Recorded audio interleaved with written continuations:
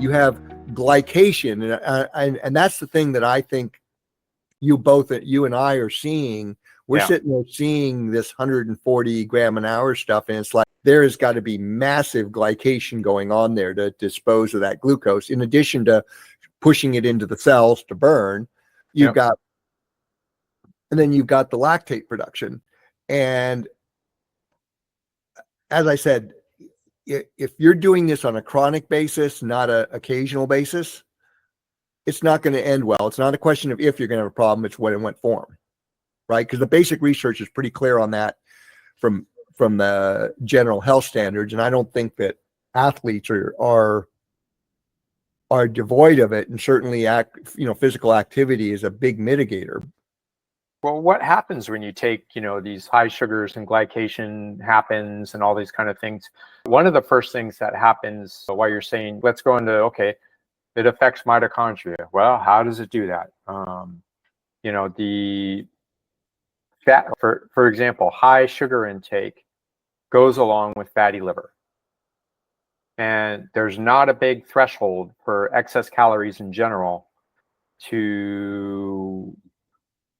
you're going to get fatty liver disease. In fact, it's right now, it's one of the highest, it's overtaken hepatitis. Now it's they call it NASH, non-alcoholic fatty liver disease. Yeah, non-alcoholic steatosis.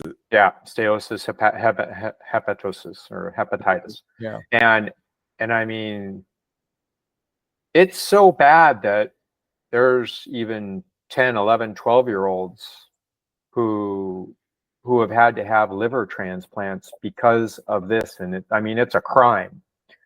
It's a crime. I've seen it to see an adolescent, young child have to have a liver transplant because their parents wouldn't stop feeding them, nonstop sugar, crap, fruit drinks and high fructose corn syrups and seed oils and all that kind of stuff, and just nonstop. And and the reason I point that out, because that's the extreme of this high glucose intake of what we see medically. And what we're seeing, in the population in general, now half of the United States, has diabetes or pre-diabetes. Gary Taubes talks a lot about this. Nina Ty Colts on their Substack, and in books, and if you want, they kind of in the mainstream, media, so to speak. But so sugar intake, and so leads to fatty liver, and that fatty liver leads to, lipid oxidation problems, accumulation of triglycerides, and that in turn goes to the mitochondria and the metabolism, and then you start getting, the tricyclic intermediates, pyruvate dehydrogenase and all that kind of stuff gets downregulated, and and then it also does other things to the mitochondria, the cell wall. So you get water dysregulation, you get, basically the density of mitochondria even goes down. Yeah, you're burning up more matches than you're putting back in. And this is the thing with fat metabolism, true fat metabolism is beta oxidation, right? And when you're in beta oxidation, there's all this other stuff that going on in terms of cell rebuilding your mitochondria, making hormones that happens through beta oxidation, because cholesterol is being metabolized not only for energy, but for all those building blocks that need, for cell turnover. Right?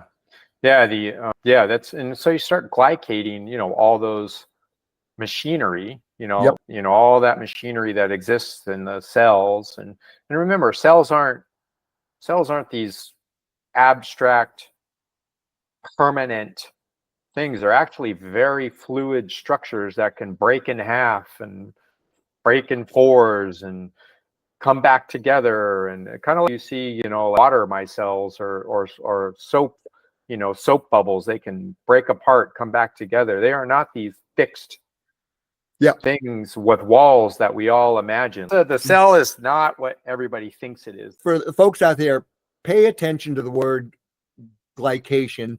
The acronym for it is AGEs, or aging, because it's when a glucose molecule, when you have excess glucose in circulation, it attaches to various molecules in your body, and hemoglobin is one of those. That's why HbA1c.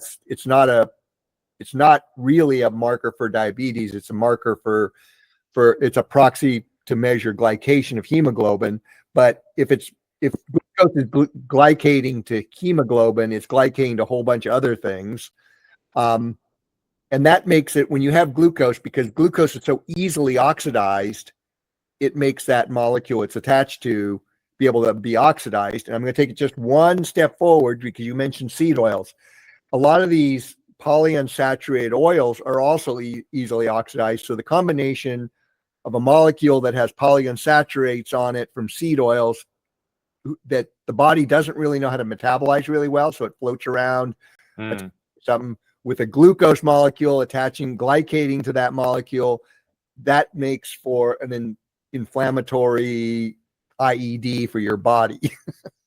Well, yeah, that's what, and that's what causes, that's mainly the cause of, inflammatory atherosclerosis. Well, I wouldn't be surprised if that combination is also probably related to dementia and Alzheimer's. No, don't be surprised. It is. Yeah. Yeah. It's,